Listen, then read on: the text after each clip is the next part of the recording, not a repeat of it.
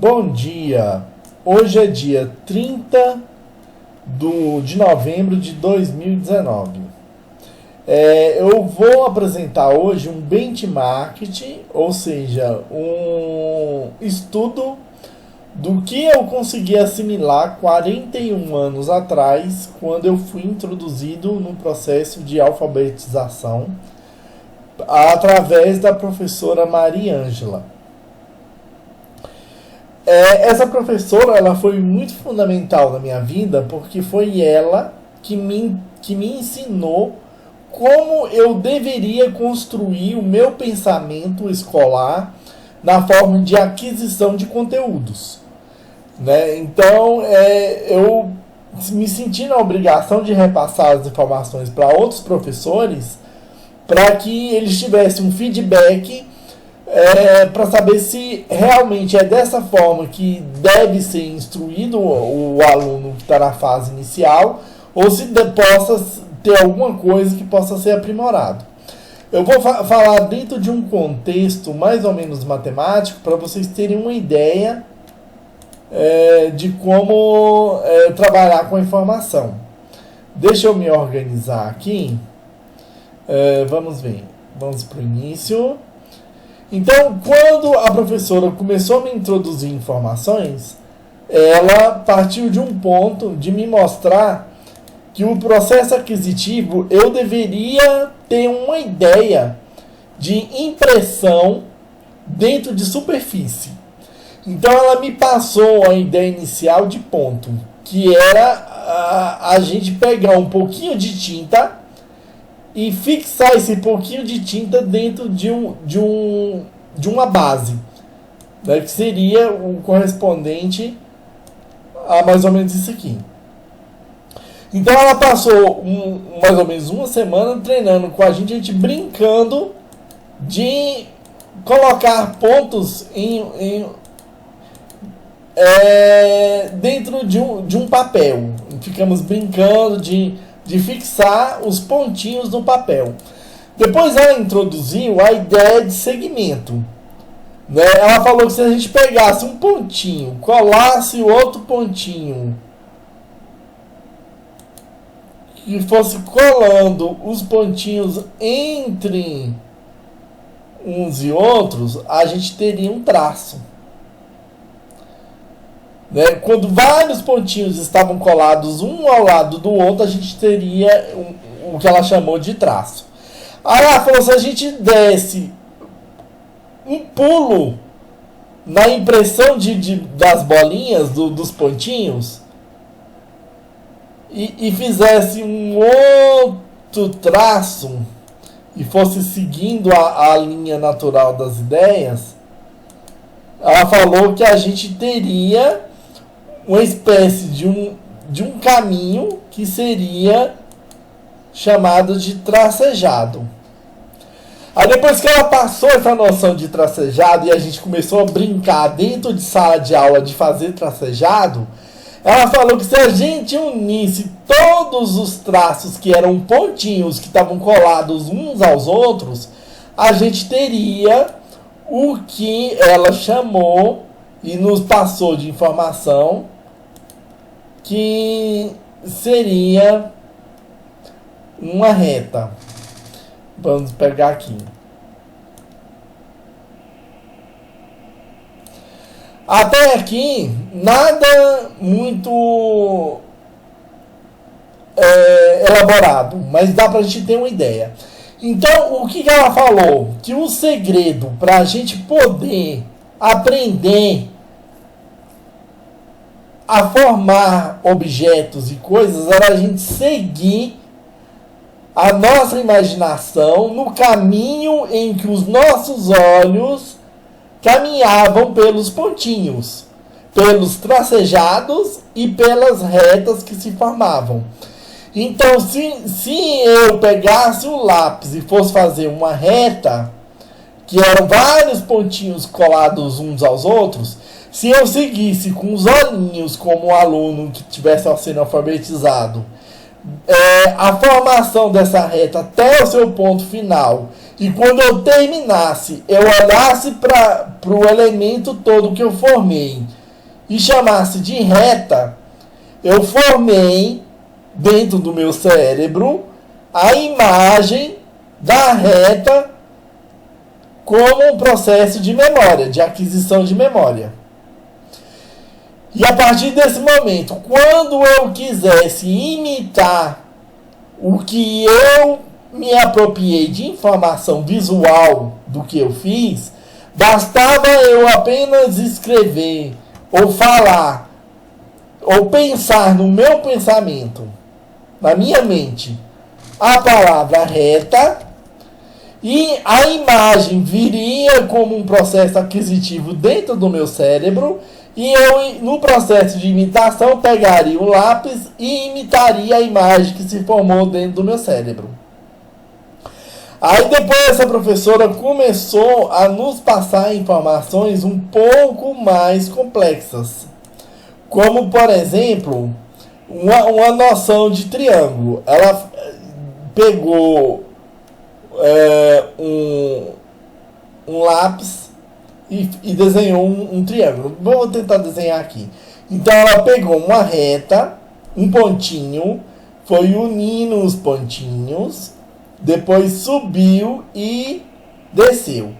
E falou pra gente que isso era um triângulo. Vou pegar uma fórmula mais bonitinha que já está pronta no computador. Aí essa professora falou pra gente que pra gente qualificar a imagem dos pontinhos como triângulo, a gente deveria seguir o lápis, paralisar num determinado momento, voltar no sentido oposto e depois retornar para o instante inicial. Quando a gente fechasse e a gente falasse que era um triângulo, para a imagem visualizada em toda a sua focalização, a gente gravava dentro do cérebro a imagem, e quando a gente lembrasse da palavra triângulo, a imagem iria retornar para o nosso cérebro, e nesse retorno dessa imagem a gente saberia imitar a forma dentro do papel, fazendo exatamente conforme o modelo formal que ela nos ensinou. A grande sacada da professora foi nos mostrar que cada imagem tinha um conjunto de pensamentos que aderiam à sua formação. Por exemplo, a professora falou que isso aqui era uma reta, mas que isso aqui também era uma reta. Ela falou que dependendo da posição em que os conjuntos de pontinhos se formavam na formação de uma reta, ficasse dentro de um espaço, eles receberiam um conjunto de pensamentos um pouquinho diferenciado uns dos outros. O que formava realmente a reta era um pontinho seguido do outro dentro de uma tendência retilínea. Deixa eu ver se eu lembro como é que foi que ela explicou na época. Se eu fizesse um caminho contínuo, eu formaria uma reta numa só direção, né?